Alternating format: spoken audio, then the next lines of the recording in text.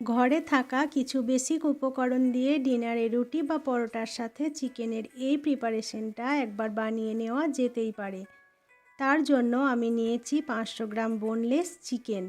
এর মধ্যে আমি 1.5 চামচ আদা রসুনের পেস্ট দিয়ে দেব স্বাদ মতো নুন, গোলমরিচ গুঁড়ো আর পাতিলেবুর রস।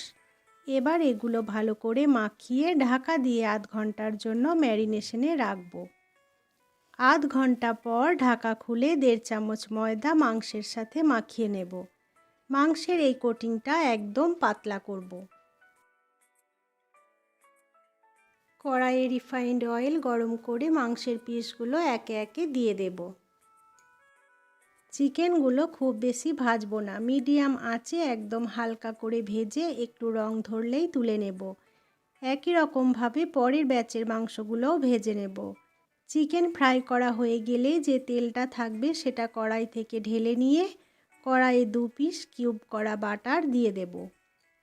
বাটার যখন ভালোভাবে মেল্ট হয়ে আসবে একটা বড় সাইজের গোটা রসুন কুচি কুচি করে কেটে দিয়ে দেব।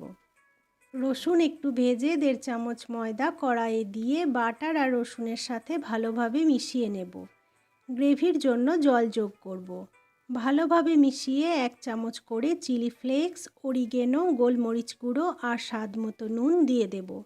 সব কিছু ভালোভাবে মিশিয়ে যদি মনে হয় এই প্রিপারেশনটা স্টার্টার হিসাবে খাবেন তাহলে খুব বেশি গ্রেভির দরকার পড়বে না, কিন্তু আমি যেহেতু রুটির সাথে খাওয়ার জন্য বানাচ্ছি তাই আরও একটু জল যোগ করব গ্রেভিটা একটু বাড়ানোর জন্য।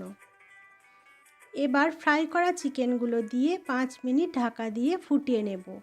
ঢাকা খুলে বেশ কিছুটা পরিমাণ ধনেপাতা আর 2 চামচ মতো পাতিলেবুর রস দিয়ে দিলেই পরিবেশনের জন্য একদম পারফেক্টভাবে রেডি।